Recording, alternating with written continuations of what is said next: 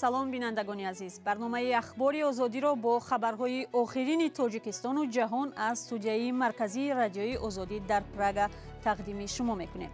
имрӯз 9 август дар барнома ин гузоришҳоро дорем.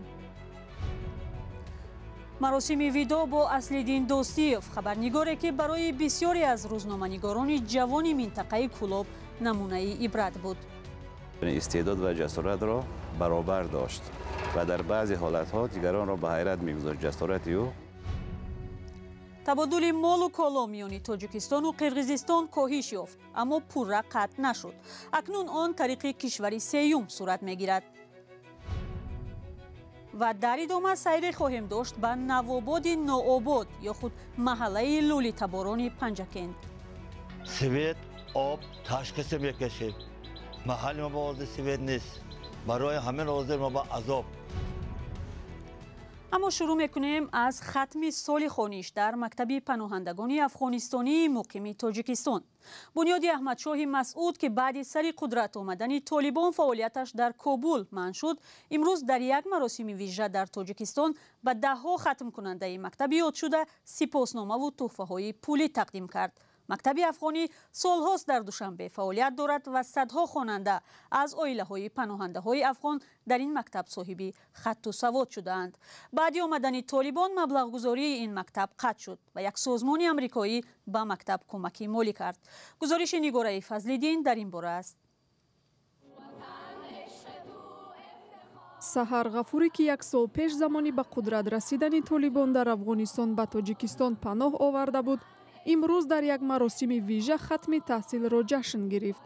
дар ҳоле ки ҳамсолони Саҳар дар Афғонистон ҳаққи таҳсилро надоранд, ӯ хушҳол аст ки тавонист соҳиби хатту савод шавад.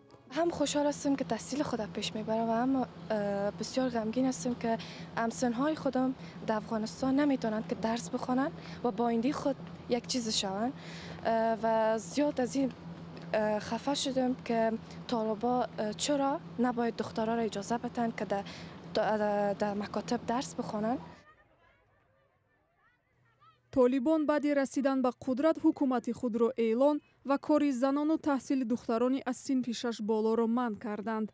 афғонистонёни муқими Тоҷикистон Толибонро барои манъи таҳсили духтарон танқид ва маҳкум мекунанд. бунёди Аҳмадшоҳ Масъуд ки барои пуштибонӣ аз таҳсили ҷавонон роҳандозӣ шудааст, имсол бори аввал дар Тоҷикистон ба Саҳар ва даҳҳо хонандаи афғонистонӣ ки синфи 12-ро хатм карданд сипоснома ва тӯҳфаҳои пулӣ тақдим кард. онҳое ки талошашон барои идомаи таҳсил қадрдонӣ шуд, аз ин хушҳол буданд. мо ҳам тасмим гирифтем ки ҳай риштаи дилхоҳи мо боша бихонем. ман худам инҷинерӣ дӯст медорам, бихонам дар оянда ягон одами соз шавам. бунёди Аҳмадшоҳ Масъуд 20 сол пеш таъсис ёфта дар саросари ҷаҳон фаъолият мекунад. ҳадафи ин бунёд дастгирии бахшҳои фарҳангу маориф гуфта мешавад. ҳоло раҳбарии ин бунёдро бародари Аҳмадшоҳ Масъуд қаҳрамони миллии Афғонистон бар дӯш дорад. قبلا هم اطلاع داشتم از طریق خود شورای رهبری مکتب سامانیان، اما بار اول است که آمدیم و رو در رو امروزیا میایم صحبت میکنیم و انشالله که در آینده بتونیم که را ادامه بدیم، با اینا بشینیم صحبتاشون رو گوش کنیم، مشکلاتشون هم ببینیم که چی کرده میتونیم. паноҳандагони афғон мегӯянд аз пазироии ҷониби Тоҷикистон ки барои онҳо заминаи зиндагиашонро фароҳам кардааст миннат доранд, зеро барои фарзандонашон имкон дода шудааст ки таҳсил кунанд. ба иттилои расмӣ Тоҷикистон 15 000 паноҳандаи афғонистониро пазируфтааст. Аслиддин Достиев, хабарнигори шинохтаи тоҷикро субҳи имрӯз дар Кӯлоб ба хок супориданд. рӯзноманигори ҳақиқатҷӯ ки бо нашри мақолаҳои интиқодияш дар матбуот шинохтааст, шоми 8 август дар синни 64-солагӣ дар бемористон даргузашт. Аслиддин Достиев аз зиндагӣ ва мушкилоти мардум дар Кӯлоб барои нашрияҳо матлаб менавишт. ба гуфтаи дӯстону ҳамкасбон, мақолаҳои ӯ даҳҳо сарнавиштро дигар ва садҳо нафарро дар ин минтақа аз марг наҷот додааст. Маҳмудҷон Раҳматзода, хабарнигори Озодӣ, мегӯяд Достиев бо вуҷуди беморӣ то рӯзҳои охири зиндагӣ касбашро тарк накард.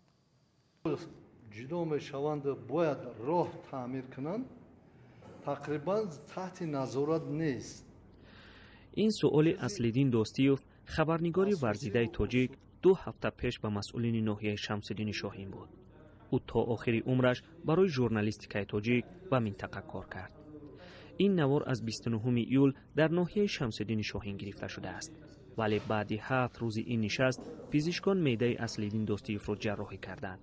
хабарнигор дигар ба худ наомад ва шоми 8 август дар бемористон даргузашт. дӯстони Достиев мегӯянд ӯ аз ҷумлаи хабарнигороне буд ки ҳамеша қолабшиканӣ мекард. сардабири ҳафтаномаи Пайк аз мақолаи ӯ водии марг ёд овард.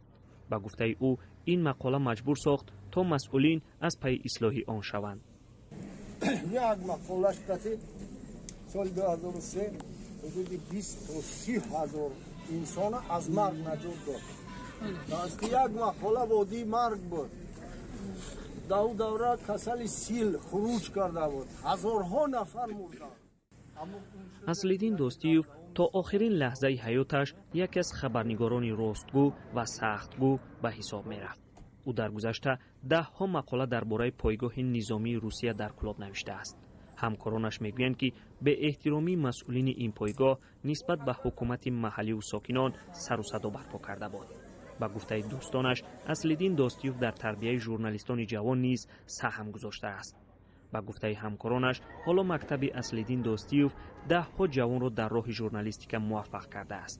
Аслиддин Достиев ин ду чизро, яъне истеъдод ва ҷасоратро баробар дошт ва дар баъзе ҳолатҳо дигаронро ба ҳайрат мегузошт. ҷасорати ӯ, касбияти ӯ дигаронро ба ҳайрат мегузошт.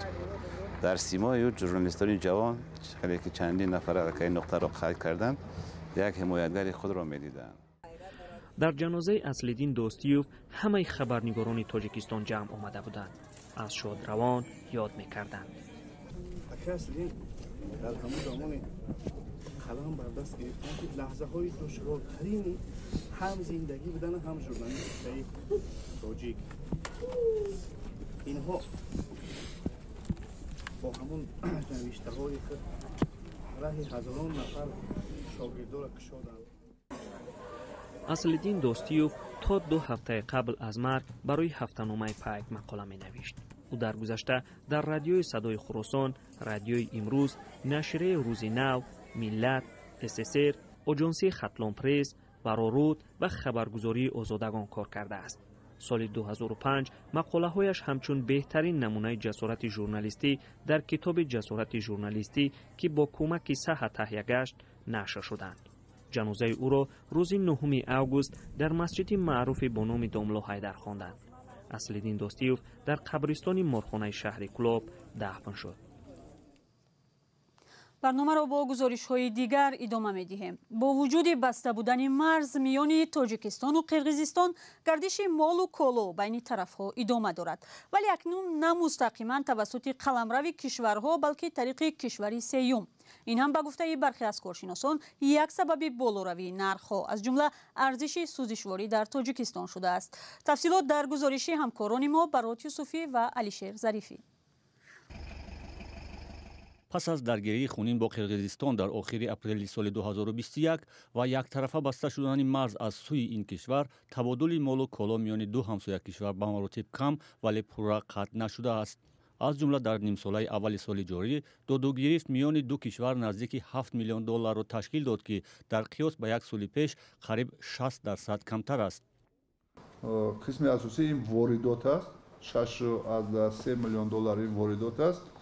воридоти ҳамин воридот ҳамаш гӯем ки тариқи ҷумҳурии Қазоқистон ва Узбекистон амалӣ шудааст. асосан аз уҷа ҳамун маҳсулотҳои ангишту дигар мебиёяд. Тоҷикистон бо Қирғизистон 5 гузаргоҳи гумрукӣ дорад ки тӯли беш аз як соли охир баста мондаанд. ба гуфтаи раиси хадамоти гумруки Тоҷикистон, ҳоло воридоту содироти қочоқӣ низ тақрибан вуҷуд надорад. коршиносон мегӯянд бо вуҷуди баста будани марз сурат гирифтани табодули молу коло миёни Тоҷикистону Қирғизистон далели барои иқтисоди ҳарду кишвар муҳим будани ин додугирифт аст. аз вақте ки алоқаҳо канда шуданд, нархи душворӣ дар Тоҷикистон ба маротиб баланд аст. Тоҷикистон метавонад ки ба Қирғизистон ба миқдори хеле зиёд мева содир кунад, зеро аксари зиёди мевае ки дар Тоҷикистон истеҳсол мешавад аз ҷумла ҳатто худи ҳамин лимон توجیکستان استحصال میکنیم در اونجا استحصال نمیشد، یعنی از دیگر جا میبیارن و اون یک رویت خیلی کلامی رو در اونجا ممکن است من گمان میکنم که ما باید کوشش کنیم که تمامی منابعی که در بین تاجیکستان و قرقیزستان با سوای سیاسی به وجود آمده آن را از بین ببریم. در زمان خوب بودن روابط تاجیکستان و قرقیزستان تبادل مال و کالا میان آنها تا 185 میلیون دلار رسیده بود. تاجیکستان ظاهرا خواستار رشد تجارت و رفت و آمد با همسایه اش است، ولی قرقیزستان در این بابت میل نشان نمیدهد.